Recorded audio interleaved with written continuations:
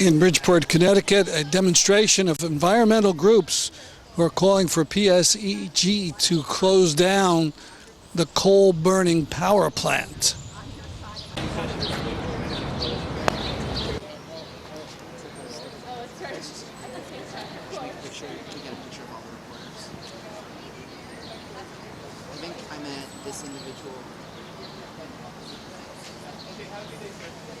My name's Claire Miller, and I'm the State Director for Toxics Action Center. Our mission is to work side by side with communities that are working to clean up and prevent pollution, and I'm extremely excited and proud to be here today. I also coordinate the Toxics Action Center's work in New England to retire dirty coal-fired power plants, plan ahead to get them redeveloped, and ensure that workers get the job retraining and retirement packages they deserve, which is why I'm here in Bridgeport.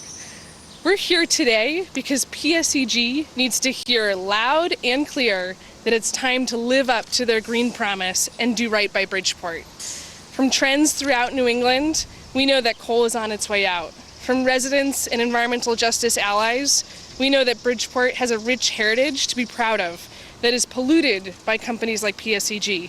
And that's what the Healthy Connecticut Alliance is about. I'm going to start by giving a regional context because I do work throughout New England, and then we'll hear from each of our speakers more about PSEG's pollution here in Bridgeport as well as in New Jersey. So I want to just motion to this map over here. So if you look at New England across the state and the coal plants, they are on their way out. This is Salem Harbor on the North Shore of Boston. 2 boilers closed in 2011, and by 2014, all of them will be closed. Somerset Station in the south coast of Massachusetts closed in 2010. This is in Montville, Connecticut. It closed and the company went bankrupt in 2011. This is Brayton Point, also in the south coast of Massachusetts. This is the largest and most modern of coal plants in New England, and just this March it was sold for scrap value. Down here, the last one in western Massachusetts, this is Mount Tom. This March, it asked to be delisted from the grid and will not be obligated to run in 2016. I think the pattern is clear. In New England, coal is on its way out. And that's all the more reason why PSEG needs to do right by Bridgeport and plan ahead for a responsible retirement. That's all I have to say, and I'd like to actually pass the mic now to Elaine Thompson-Ward, a resident here in Bridgeport and a resident with the Healthy Connecticut Alliance. As I have become part of the Connecticut Healthy Alliance, I am faced with, because I am from the community and I've been living in this area for a while. I was telling Claire a little this morning from our meeting yesterday on how my dad died from cancer. My uncles died from cancer. I had a cousin that died from asthma. And if I had known then what I know now about this coal plant, maybe we could have done something about this. This community is dying fast with the different asthma and inflammatory illnesses that people face. We need to close this plant down. We thought we were going to have a great turnout here today, but nevertheless, we're here. We want you guys to get involved here. We want you to begin to think about your futures. Every action does not recall every reaction doesn't call for an action, but this is an action here that we need for you guys to take a part of and get acquainted with us. We're trying to do something here. We're trying to save our city and our clients here. We want you to come out and help us to achieve this goal that we're trying to achieve here. That plant needs to be closed. It needs to be closed no later than tomorrow. Okay, so we need you guys to come out. Come and support us. Stop sitting back doing nothing and do something. This is what we're looking for right now. I'm going to pass the mic on over to our historian here that's part of the South End that has, this is a rich heritage, and Bridgeport needs to go to its next level. Thank you.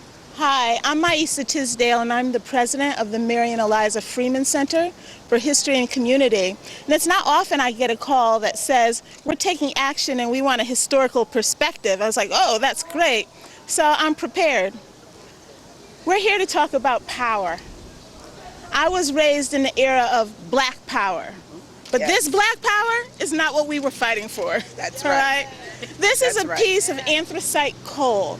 When we were working in the Freeman buildings, the Freeman houses this last summer, we actually found a lot of artifacts from the 1800s. And guess what we found? Wow. Buried with a lot of the other old stuff was the way they heated their houses. A piece of coal. Now, isn't it ironic that right behind the Freeman houses that heated their houses, over 160 years ago with coal? This community is talking about not using coal today. I mean, this should be a historical artifact. Yes. When it comes to heating our houses, when it comes to polluting our air. We should always find coal with the artifacts of earlier centuries. There's something you should know about Bridgeport. Bridgeport is not a colonial city like other cities. Bridgeport was put together, it was constructed to fuel innovation, to fuel industry. Bridgeport was put here because of its proximity to the water. The highways were put here, the immigrants were brought here, the hospitals were put here. Everything that was needed to fuel the economy of a growing nation from the time of slavery on was put here in Bridgeport. So you put your labor, your working people with all of the other things you needed.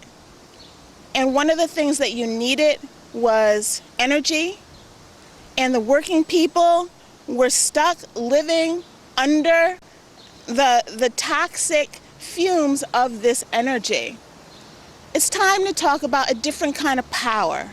The power of neighbors to help each other, the power of ordinary residents to stand up and talk about how they want to live, what they want their air to be like, how they have aspirations for their children. And whether we're talking about toxic air or we're talking about toxic living spaces, toxic because of how they're built, because of the social interactions that they engender, we need to make this kind of toxicity history. Thank you so much, Maisa. I'd also like to introduce Ted Carrington. He traveled up here today from New Jersey, and he's a steering committee of the New Jersey Environmental Justice Alliance. Hello, everyone. My name is Theodore Carrington. I'm a member of the New Jersey Environmental Justice Alliance. As a representative of the Alliance, I'm here to add our voice in support of the struggle of the Bridgeport, Connecticut residents who reside in the Harbor Station area and their struggle with PSEG. PSEG is headquartered in Newark, New Jersey, so we are disheartened to learn that Bridgeport PSEG coal-fired plant exists in its present condition and is causing its neighbors so many health problems. PSEG boasts that it's a green company and that it cares about sustainability matters, but apparently the only sustainability it's supporting is the continued operation of this dirty plant at the expense of its neighbors, men, women, and children, especially the children who are most vulnerable to health problems from the plant's air pollution. For many years, PSEG operated two of the nation's dirtiest plants, one in Trenton and one in Jersey City, New Jersey. PSEG recently upgraded these plants due to requirements from lawsuits, not out of the goodness of their heart. Currently, residents in the Newark, New Jersey community are trying to prevent PSEG from building a switching plant in their residential neighborhood. Newark's population is comprised of majority of people of color and working class residents. It is home to large volumes of stationary and mobile sources of pollution as well. The Alliance empathizes with the Bridgeport struggle and pledges to work with groups involved in this struggle by calling on PSEG to retire the Bridgeport Harbor Station power plant now and help the city redevelop this area so that it is truly sustainable. We are also concerned about the fate of the PSEG workers when the plant is retired. Therefore, we further call on PSEG to provide just transition for those workers that's negotiated with their union representatives. The Alliance, founded in 2002, is a coalition of individuals, environmental, community, labor, and academic organizations. It is New Jersey's only environmental organization led by people of color, which focuses on environmental racism and economic injustice. For more information, contact Valerie Caffey or Ted Carrington.